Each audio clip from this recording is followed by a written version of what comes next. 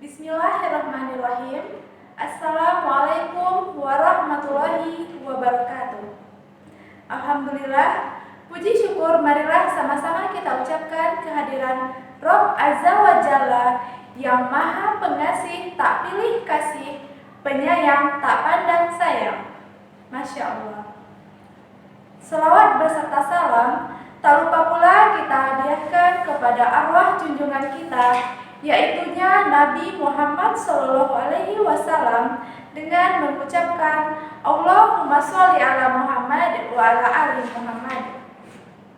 Baiklah anak-anak ustazah, seperti biasanya sebelum memulai pembelajaran, ustazah akan menyampaikan nasihat, yaitu ustazah ambil dari hadis yang diriwayatkan oleh Bukhari yang berbunyi, man kana yu'minu billahi wal yaumil akhiri falyaqul khairan aw liyasmut, yang artinya siapa yang beriman kepada Allah dan hari akhir, maka hendaklah ia berkata yang baik atau diam.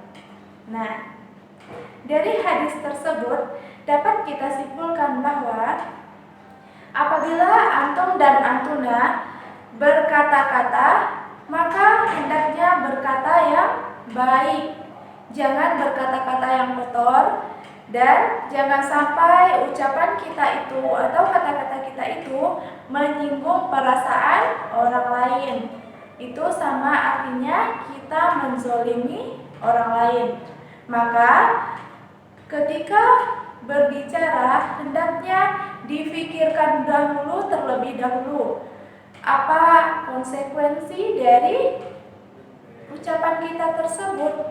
Nah, anak-anak ustazah semuanya, ustazah harap antum dan antuna di sini tidak ada yang berkata-kata tidak baik. Letakkan kepada orang tua bagaimana cara berbicara kita, kepada teman bagaimana cara berbicara kita, kepada adik bagaimana cara berbicara kita. Nah, dibedakan. Nah, apabila rasa-rasanya antum-antuna tidak bisa menjaga kata-kata, menjaga ucapan, lebih baik diam. Karena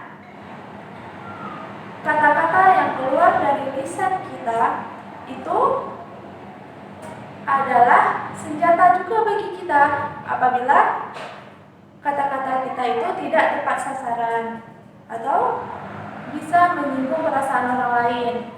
Maka hendaknya antum-antuna semua di sini berpikirlah terlebih dahulu sebelum berbicara. Jangan sampai menyakiti hati sesama manusia. Nah, baiklah anak-anak ustazah, sekarang kita masuk pembelajaran dengan membacakan basmalah. Bismillahirrahmanirrahim.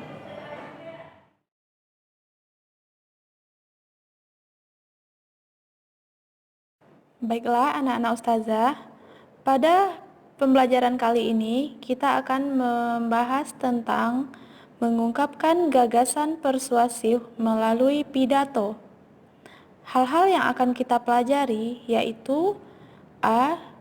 Memahami pidato persuasif. B. Informasi dalam pidato persuasif. C. Simpulan isi pidato persuasif. D. Struktur dan kebahasaan pidato persuasif. E. Penyusunan pidato persuasif. Dalam mempelajari pidato persuasif, antum dan antuna harus memahami apa itu pengertian pidato persuasif. Kemudian, apa jenis-jenis pidato persuasif dan apa saja metode pada pidato persuasif. Pengertian pidato persuasif. Pidato persuasif merupakan pidato yang bertujuan meyakinkan pembaca atau pendengar dengan menyajikan argumen dari sudut pandang si pembicara. Maka dari itu, Orang yang sedang melakukan pidato harus menunjukkan pendapat serta pandangannya secara menarik dan disertai dengan bukti-bukti yang kuat. Sebuah alasan yang akan disampaikan dalam pidato tersebut harus bersifat logis atau sesuai dengan nalar dari para pendengarnya. Pidato jenis ini merupakan salah satu cara yang sangat efektif untuk menghimbau para masyarakat agar melakukan sesuatu hal yang bermanfaat bagi kehidupan, kesehatan, dan lain sebagainya.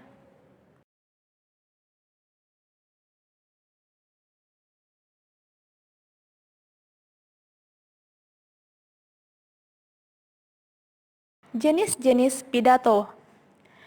Yang pertama ada pidato sambutan. Yang kedua, pidato pemerintahan. Yang ketiga, pidato instansi. Yang keempat, pidato atau disebut juga dengan ceramah. Nah, antara keempat pidato tersebut masing-masing memiliki perbedaan dan juga memiliki persamaan. Metode pidato.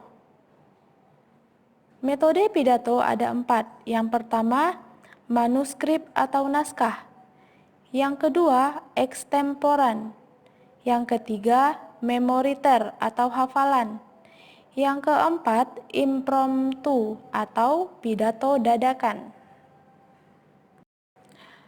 Metode impromptu ialah suatu metode pidato yang dilakukan secara langsung tanpa adanya persiapan terlebih dahulu. Nah, metode memoriter yaitu metode berpidato dengan cara menghafalkan naskah teks pidato terlebih dahulu. Kemudian, yang ketiga, naskah, yaitu metode berpidato dengan cara membaca naskah atau teks pada saat berpidato. Kemudian, metode ekstemporan, yaitu metode berpidato dengan terlebih dahulu menyiapkan konsep pidato secara garis besar. Informasi dalam pidato persuasif. Antum dan antuna harus bisa menentukan apa tujuan pidato persuasif. Dan antum-antuna juga harus bisa menemukan informasi yang terdapat di dalam pidato persuasif tersebut. Tujuan pidato. Tujuan pidato yang pertama ialah untuk memberikan informasi kepada pendengar. Yang kedua, untuk meyakinkan pendengar. Yang ketiga, untuk menghibur pendengar. Dan yang terakhir ialah untuk menggerakkan pendengar. Maksudnya, menggerakkan pendengar ialah agar pendengar itu bisa tergerak hatinya untuk mengambil pesan atau kesan yang kita tinggalkan dari pidato yang kita sampaikan tersebut. Jadi, pidato itu tidak hanya sekedar penyampaian dari kita saja. Jadi, kita harus punya tujuan dalam berpidato itu.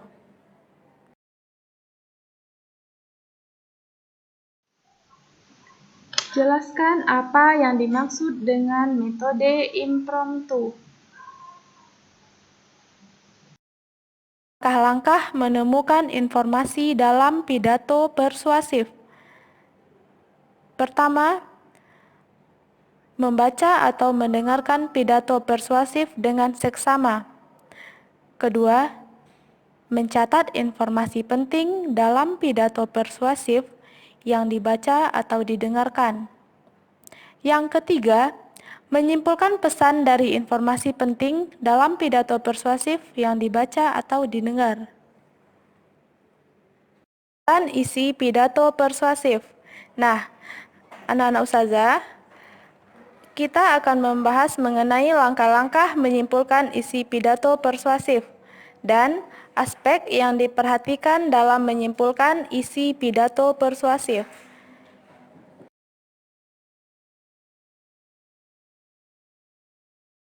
Langkah menyimpulkan isi pidato persuasif. Yang pertama, kita harus memusatkan perhatian. Yang kedua, menyiapkan alat tulis yang berupa buku, pensil, dan ballpoint. Yang ketiga, mendengarkan atau membaca pidato persuasif. Yang keempat, mencatat pokok-pokok pidato yang berupa informasi ketika sedang melihat atau mendengarkan pidato. Yang kelima, menyimpulkan isi pidato persuasif yang didengar atau dibaca. Yang keenam, menuliskan simpulan pidato persuasif dalam beberapa kalimat. Aspek yang diperhatikan dalam menyimpulkan isi pidato persuasif. Yang pertama, simpulan harus memuat pokok isi pidato. Yang kedua, simpulan tidak menyimpang dari isi pidato. Yang ketiga, simpulan bukanlah komentar, melainkan ringkasan isi pidato. Baiklah anak-anak ustazah, hanya itu pembelajaran kita pada kesempatan kali ini. Nah, jika ustazah ada salah-salah kata, ustazah mohon maaf, karena kesempurnaan itu hanya milik Allah semata. Jadi, misalnya tadi ustazah ada yang kurang tepat dalam penyampaiannya atau ada berlebihan kata-kata ustazah mohon maaf. Nah, ustazah sudahi dengan membacakan doa kafaratul majelis. Subhanakallahumma wa bihamdika asyhadu an la ilaha illa anta astaghfiruka wa atubu ilaik. Nah, wassalamualaikum warahmatullahi wabarakatuh.